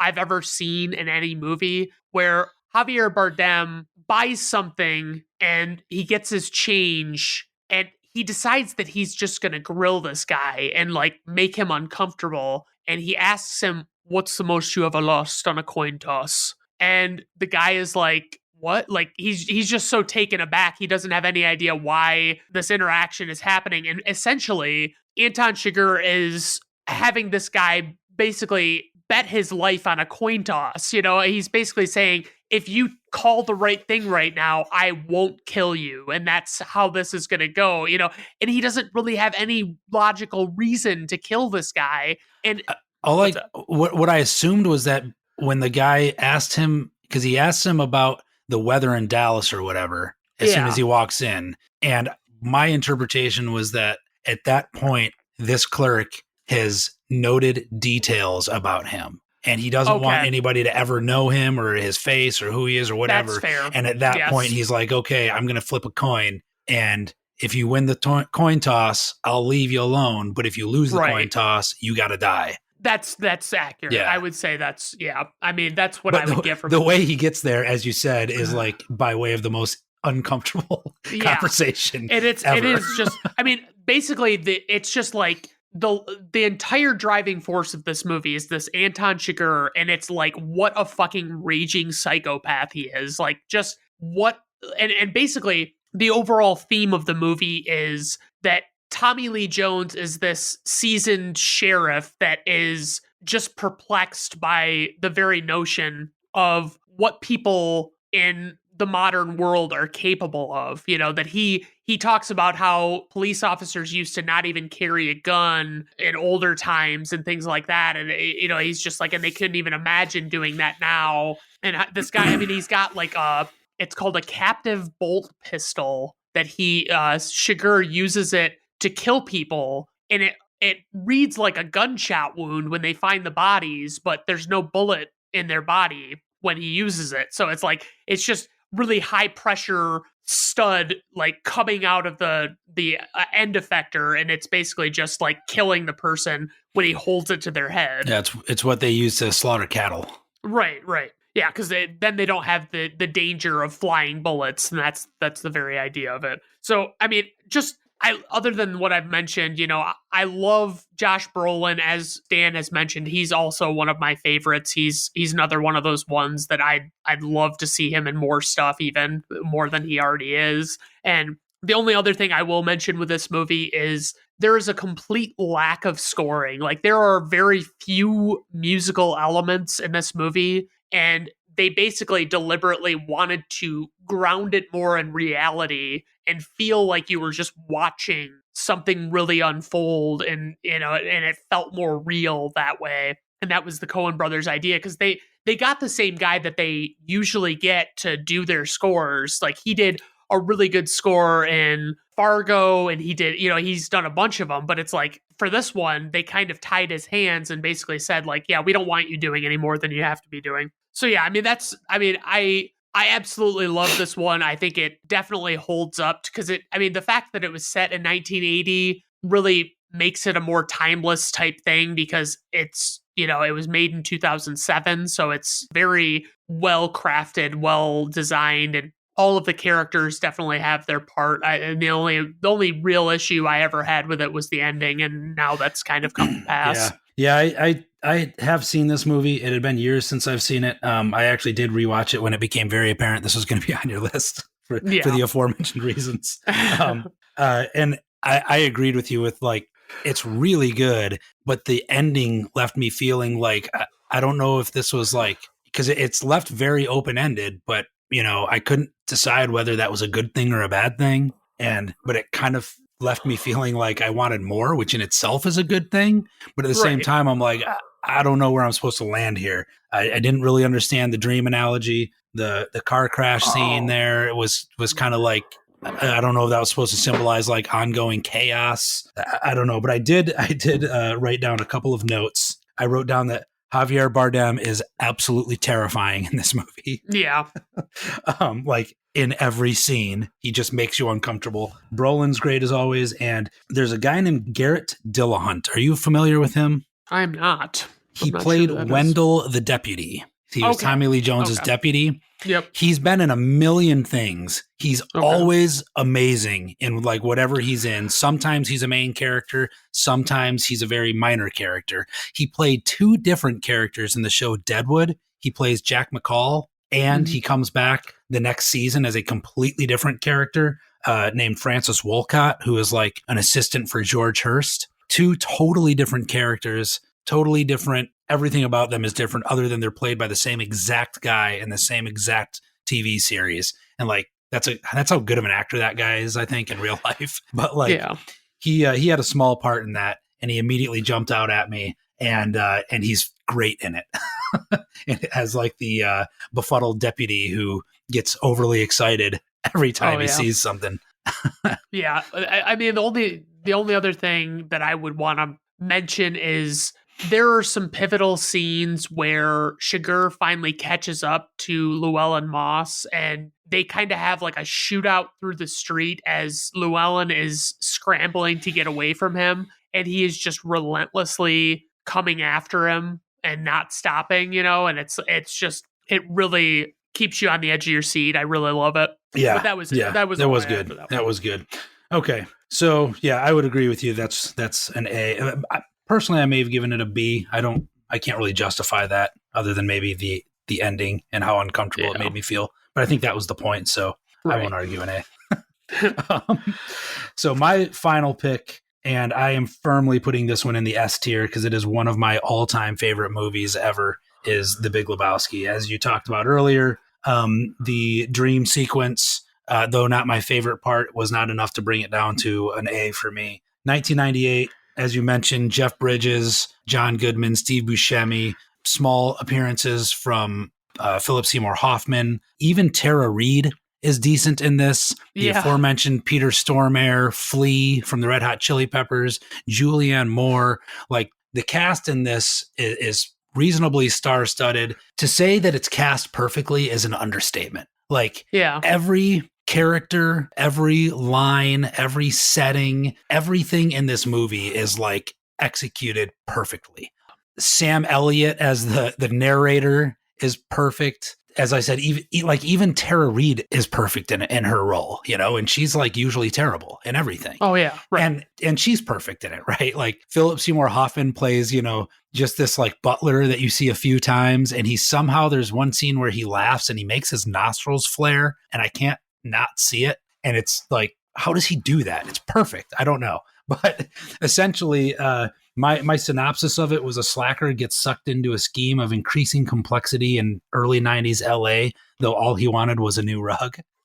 And the impetus for the whole story is at the very beginning, these thugs show up at his apartment and beat him up and pee on his rug because they mistake him for someone of the same exact name. His name is Jeff Lebowski. They mistake him for a different Jeff Lebowski, who is this super rich guy whose wife owes money all over town, whose wife owes their employer money. And so like they're trying to shake that guy down, but they show up at his apartment, beat him up, pee on his rug, and then slowly realize that they got the wrong person and they just leave. And then John Goodman's character convinces him at the bowling alley that the real Jeff Lebowski, the rich one, should be held liable for his rug that they peed on.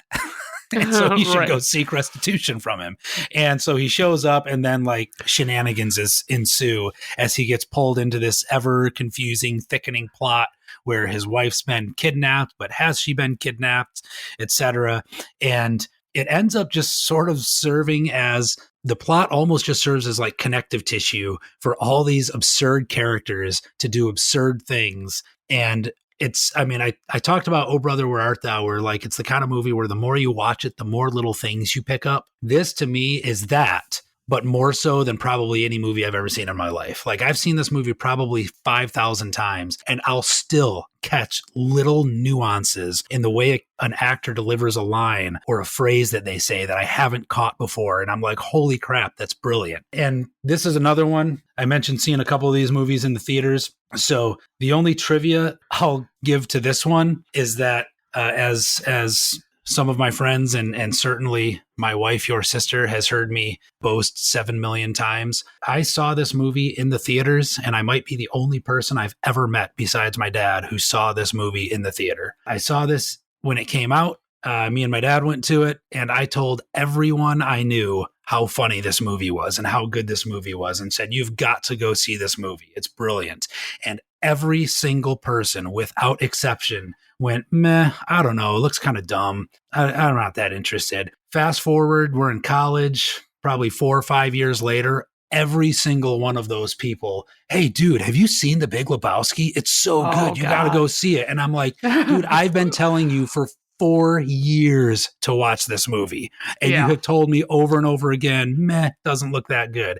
So anyway, this is one of like, you know, I'm usually not on the cutting edge of anything. You know, I'm one of those people who gets a new cell phone like once you know, my old one stops working, and then I go and get the second newest one that's on sale, you know, kind of thing. Yeah. But this I was on the cutting edge of. I told everybody I knew how funny this movie was. The only other thing that I could make a similar claim about it was similarly Office Space. I saw that in the theaters, told everyone I knew how funny it was. Nobody on earth believed me for years. And now both of those movies are considered, you know, two of the biggest cult classics in history. In both cases, like I would go to Family Video on a weekly basis, or if not twice a week, waiting for them to start selling their VHS copies. You know, like once a new release isn't so new anymore, they would put them out for sale for like $5 or $10. I showed up twice a week after these movies were released on video, waiting for the price to drop because I was, you know, a broke teenager,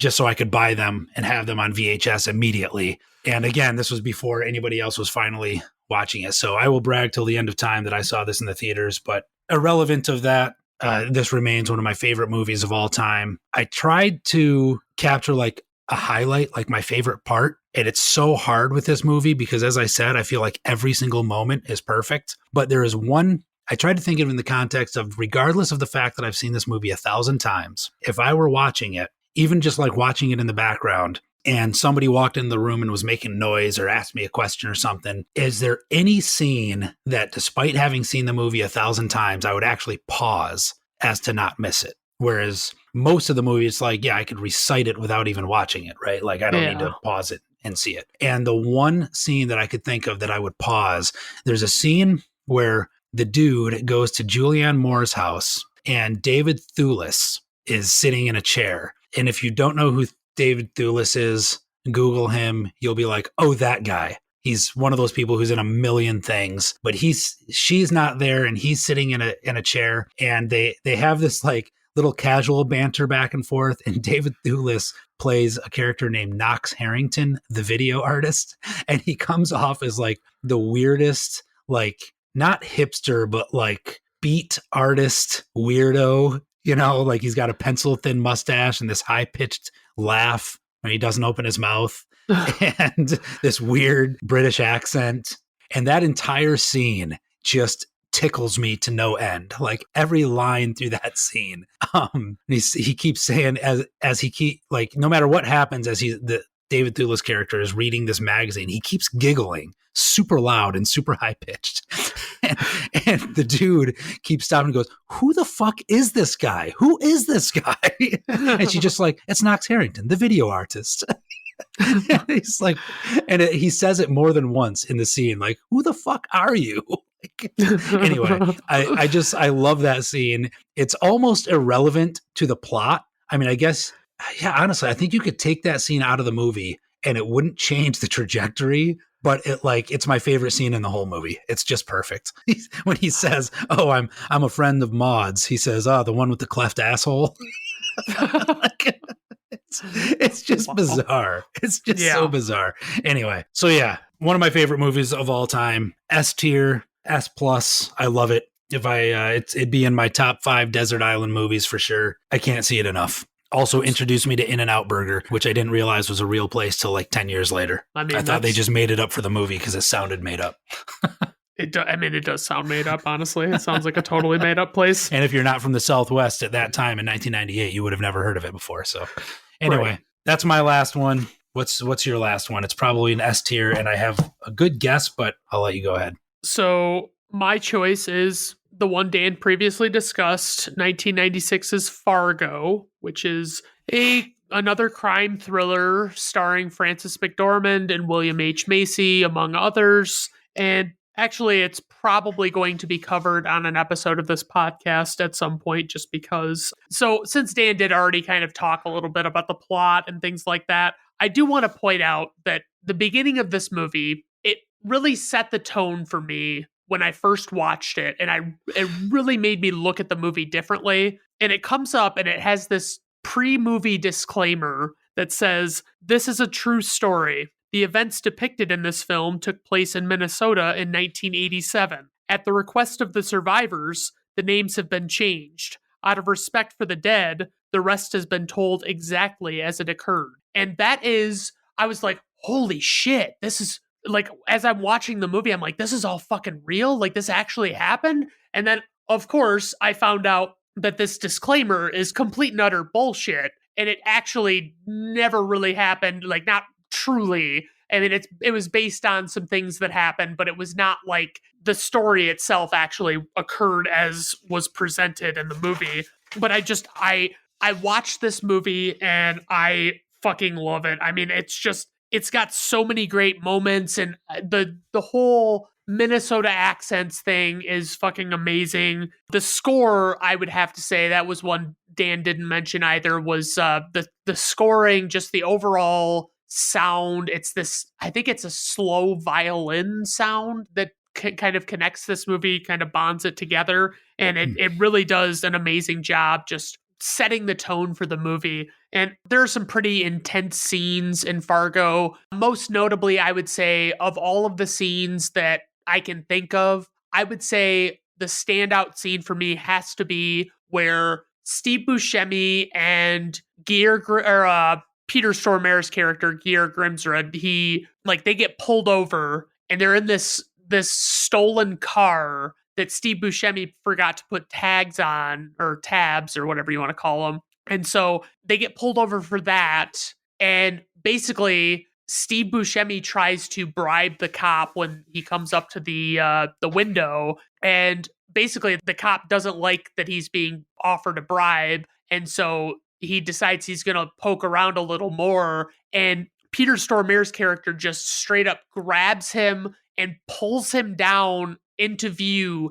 and shoots him in the head. And then a car drives by and witnesses what has happened there. And then they have to go and chase after them and kill them. And just the whole thing, it's a very tense, probably 5 minutes or so, I would say, but it's a very well done sequence. And then you get to see Marge Gunderson, Frances McDormand's character, kind of piece together what happened at the crash site where everything happened the day after. And I absolutely love the way this movie just really has a great way of storytelling. I mean, it's got, like Dan was talking about with the meeting with Marge and her old high school friend, who he just keeps saying she's such a super lady. And it's just like, it's so funny. And I mean, there are like, so one tidbit I had about this movie that I felt was very interesting, but not at all surprising, is that Geir Grimsrud has 18 lines of dialogue, who is Peter Stormare's character, in this entire movie, and never says more than a complete sentence at a time. By comparison, Carl Showalter, Steve Buscemi's character, has over 150 lines of dialogue. And these guys are together talking all the time, and Gear just never has shit to say at all. Like, and Carl is just always ranting about something, or how he's pissed about something, or I love it. It's like the perfect quintessential Steve Buscemi role. It really is. He's perfect. And yeah. And the other thing I wanted to mention was, I think the guy's name is Harv Presnell, that plays William H. Macy, Jerry's father-in-law. And just there are a couple of scenes together. The overall level of dislike that is conveyed, that like the father-in-law hates Jerry so fucking much, and he just has no respect for him at all. Like, he can't stand him. He makes comments all the time, like, basically, like, Jerry wants to offer him this real estate deal, and the father-in-law doesn't really believe that it's worthwhile until he talks to somebody else about it, and they say it could be a really good deal. And the whole thing, just the way it plays out, is just fucking amazing. But yes, that's my S tier grade for my collection. Is I love Fargo. It's the perfect runtime. It's like 95 minutes, and it crams so much into that, and you just get a lot of great memorable moments, and I really enjoy it. Yeah, as I mentioned, I think when I talked about it, I had it as an A, but I felt weird even putting it as an A. I think I just felt a little weirder about having 2 S tier. So I have no argument at all that it shouldn't be S tier.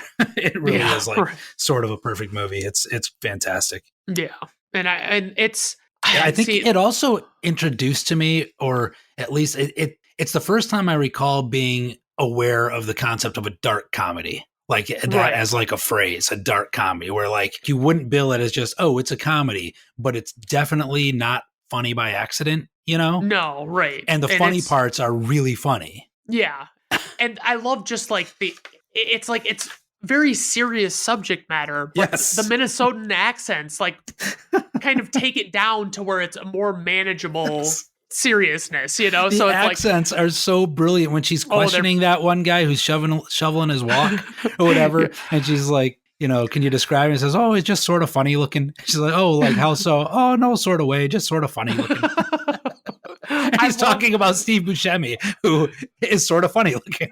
Right, he is. And so that's the moment I love best with the accents is when so it's Jerry and Jean's son. I can't remember what his name is, but he's pissed about, like, basically they tell him that he can't do something because his grades are too bad or something like that, and he says, well, fuck, or something like that, and William H. Macy just shoots, hey, watch that language there. And it's like, it just sounds so funny. Like, I can't even imagine hearing that and not laughing. Right. Which is funny because to other people, we almost sound like that. Like, I live not in the Midwest anymore. And every now and then it really comes out, especially like if I go get a pop. Like, it's inevitable if I'm like, oh yeah, I'm grabbing a pop or whatever, somebody in earshot will go pop.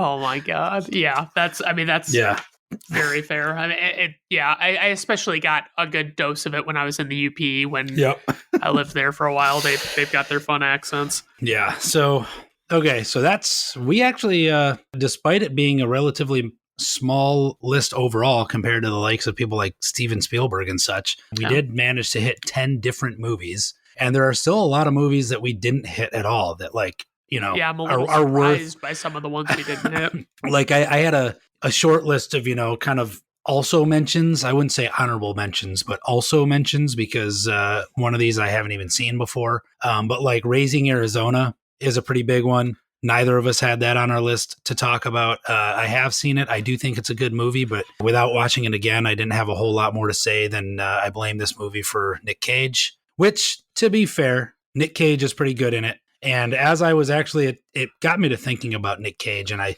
pulled up his discography, his filmography, and was kind of going through it. Like, at what point did I decide that I hated Nick Cage? And because like I can count several instances where he's really not bad. And I think the problem is that after he did The Rock with Sean Connery, which was a really good movie, in my opinion, someone in Hollywood decided that he was a leading action hero. And there's like this span of a decade where all he does is he's the headliner for action movies and or City of Angels. And it's like at the end of 10 years, that like next 10-year span, how did he keep getting work kind of thing? It was like, I don't know. Anyway, I don't want to go off on a whole Nick Cage rant. Right. But Raising Arizona, he's pretty good. If you've ever seen the movie Trapped in Paradise, I won't tell you it's a good movie, but I like it.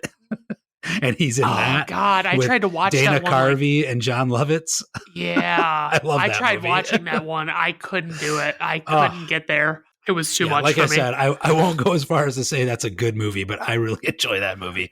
Right. And then there's like more recent movies like Lord of War, where it's really good, and he's not bad in it. Yeah, or at least I thought it was pretty good. There's Kick-Ass, which is a movie I absolutely adore, that he's actually, I think, excellent in. I heard his way of acting, like he decided he was going to try and emulate Adam West's Batman. Yes, but in a cartoonishly weird way. Yes, very weird. Actually works in it because he isn't Nick Cage in it, if that makes any sense. No, he's totally bizarre and goofy, and it, in my opinion, really works for that. And then like, the National Treasure movies were kind of okay in spite of him. But so yeah, Raising Arizona, that's a really long rambling way to say I didn't include it in my list, but it's worth saying if you haven't seen it. Burn After Reading, I had actually mentioned, but then you ended up talking about it anyway. And then there's a movie starring John Turturro called Barton Fink. I don't know if you've ever seen it. I have not seen it,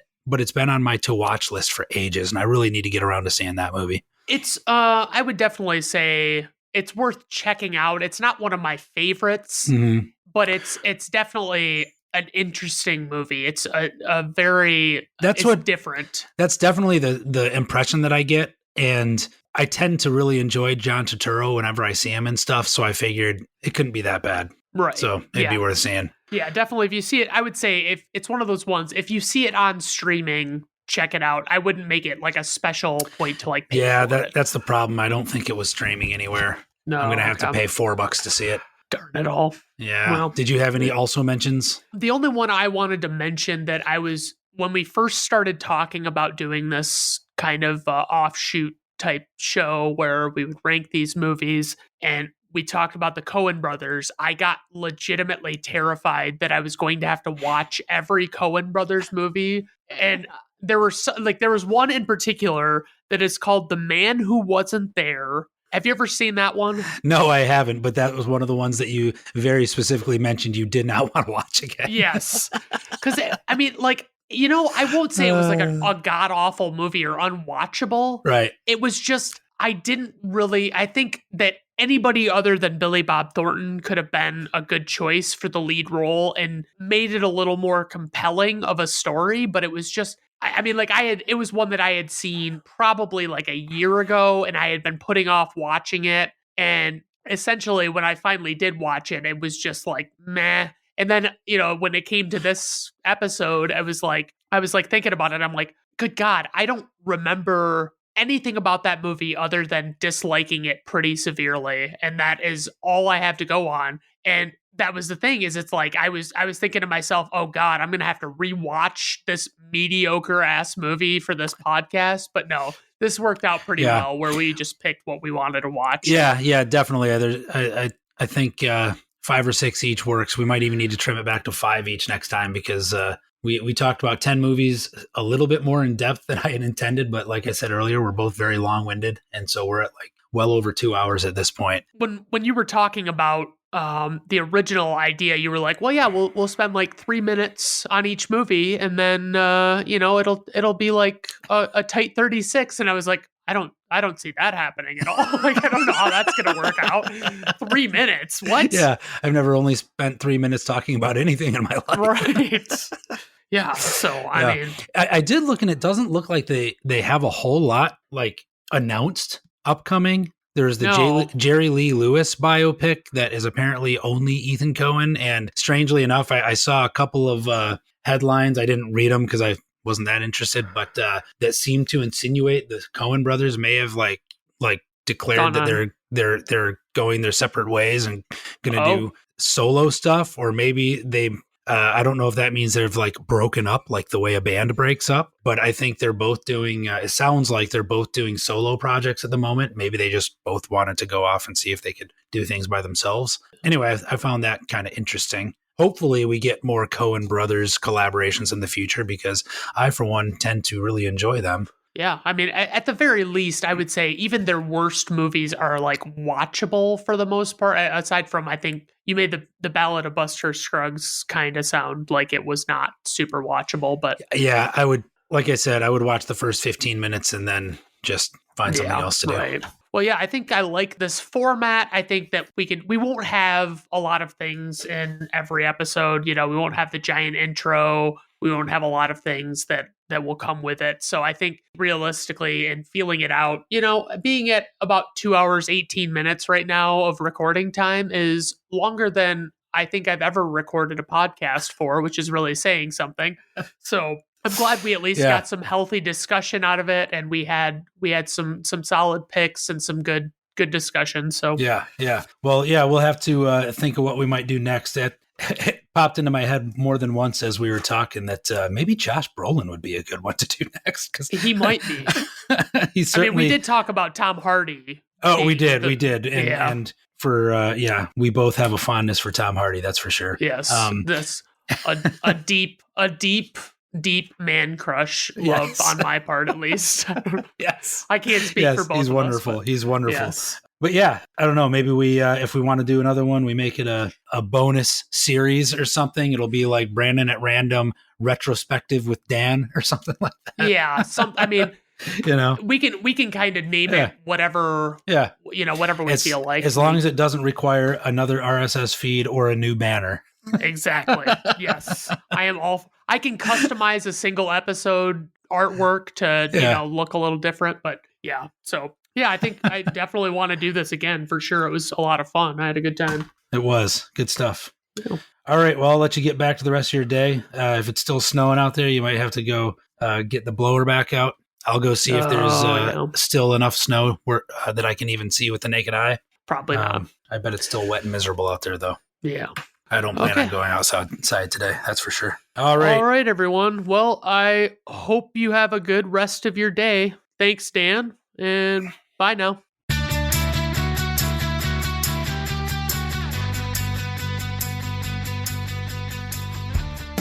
Brandon at Random Reviews is written, recorded, produced, edited, and engineered by Brandon Griffiths. The theme music is performed by Augusto Diniz and was acquired by way of Fiverr.com.